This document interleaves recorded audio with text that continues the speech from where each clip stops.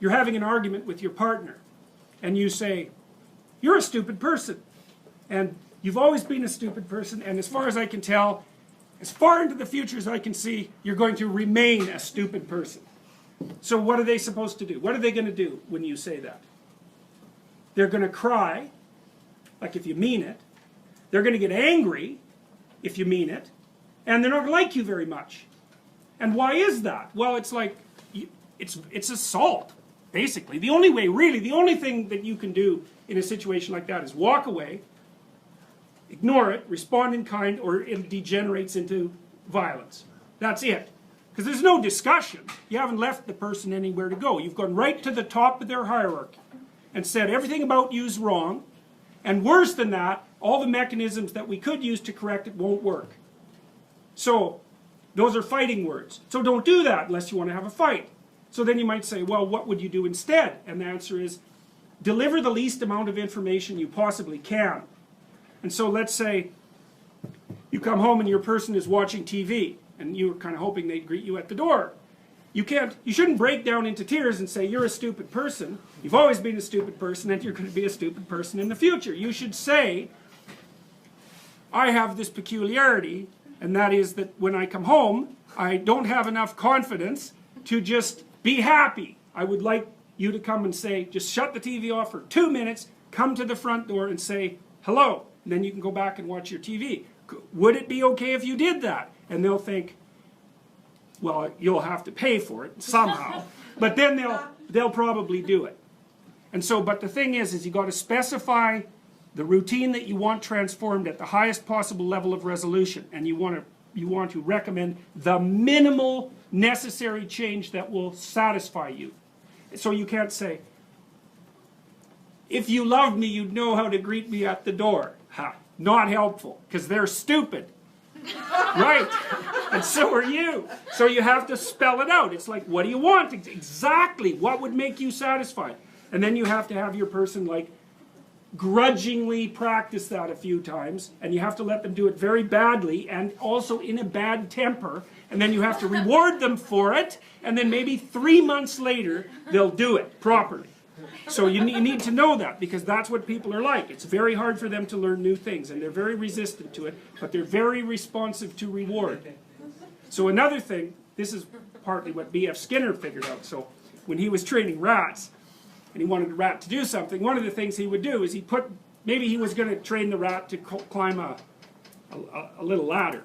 And I mean, he could get rats to climb ladders and then climb across like the little monkey bars and then spin around 3 times and then, whack a ball and then eat something. Like, he got incredibly complex behavior out of rats. And the way he did that was patience.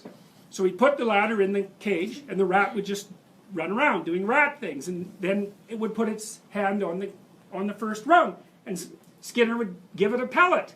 And so he did, after even once, the rat's going to be like, stand in the immediate vicinity of the ladder, and then the frequency with which it's going to go like this is just increased. So then it does it again, bang, pellet. Well, soon the rat is just going like this, right? So then you wait until the rat tries the other hand. So you give it a pellet then. Well, then it's going like this. And then, because it's going to get bored, it'll go like this. It'll hit the next stair. Bang, you give it a pellet. Soon the rat's climbing and doing all the little things you want it to do. Now, the problem with that is you have to be patient. You have to wait till the rat does what you want. Okay, that's more relationship advice.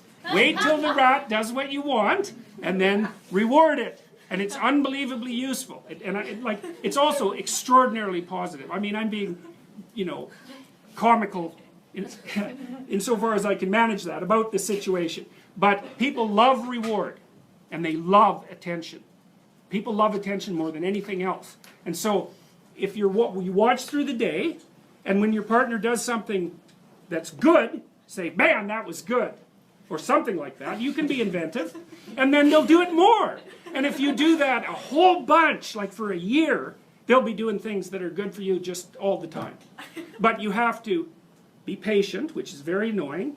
And you have to suppress your response to only respond to negative things. Because what we know about the expectancy models is that a deviation from expectation produces a burst of negative emotions. So you come home and the whole house is clean, but there's like, I don't know, the dog has shed on the rug or something and the person overlooked that. It's like you're not going to see the clean house, you're going to see the rug with the dog fur on it. You're going to say, why didn't you clean up the rug with the dog fur? And they're going to say, good luck getting me to clean up the house again. And, you know, because the thing is the exception stands out. And what's done doesn't. And the reason for that is you can just ignore what's done. Because it's done. It doesn't get in your way. So it gets invisible really quickly. So you really got to watch that tendency. One of the things Nietzsche said was that if you really want to punish someone, you don't punish them when they do something wrong. Because they expect that. That's not a punishment. They expect that. They might even be relieved by it. You want to punish them when they do something right. Because then you'll really hurt them. And so that's something to think about. If you're in a relationship, man, if someone's done something right, do not punish them. You do that 2 or 3 times, and that's it, man. You're not going to get them to do that anymore. So, judiciousness. Watch what they're doing. If something happens that's good, notice it.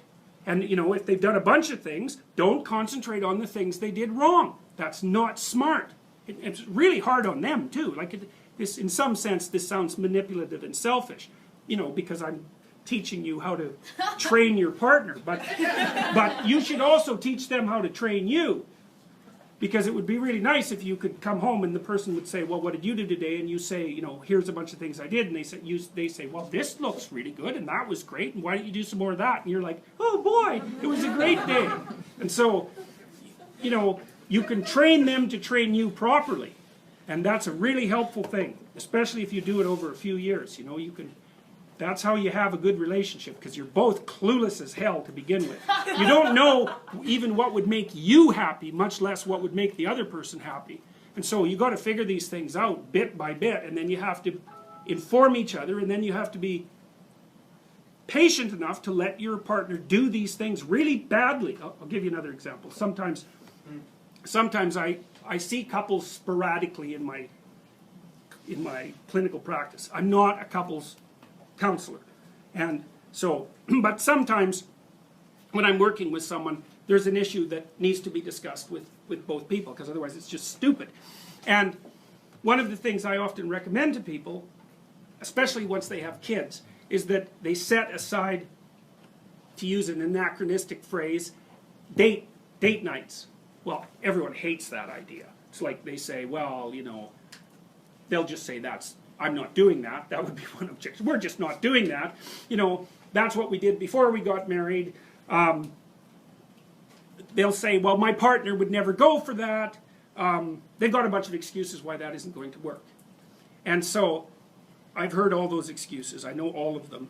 And then maybe I convince them, yeah, sure, I know this is stupid. It's awkward. It's artificial.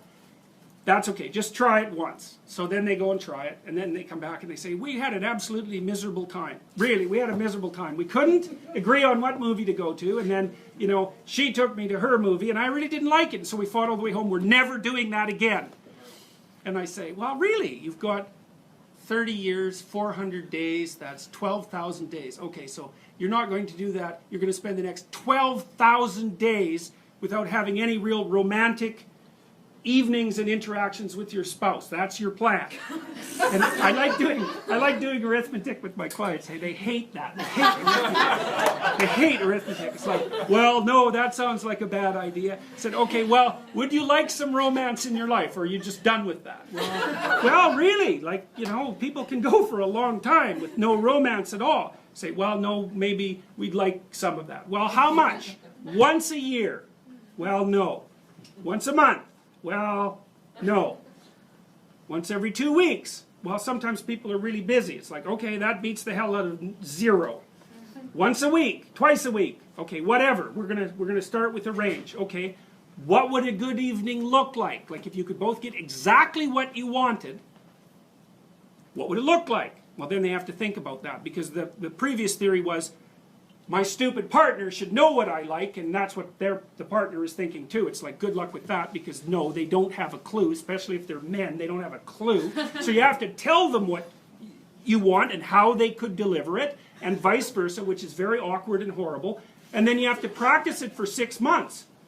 Because, you know, it takes a lot of practice to do something sophisticated really well. And then if you do that, it's like, poof, You got it for the rest of your life. So it's worth the aggravation. You know, and the first time the rat puts its paw up on the ladder, it's just sort of doing it accidentally. You can't expect it to do it well. And that's exactly how to view your own progress and the progress of your partners. Like, let them do it badly for a while. At least they're doing it. So, and if you think they should do it faster, well, look real hard and see how easy it is to change your own behavior. Because it's really hard to change your own behavior. Everybody says, I'm going to exercise 3 times a week. New Year's. And it's like, no one does. They buy the memberships. And then they feel guilty for having them, but they don't actually go to the gym. And that's a perfect example of how difficult it is to transform behavior.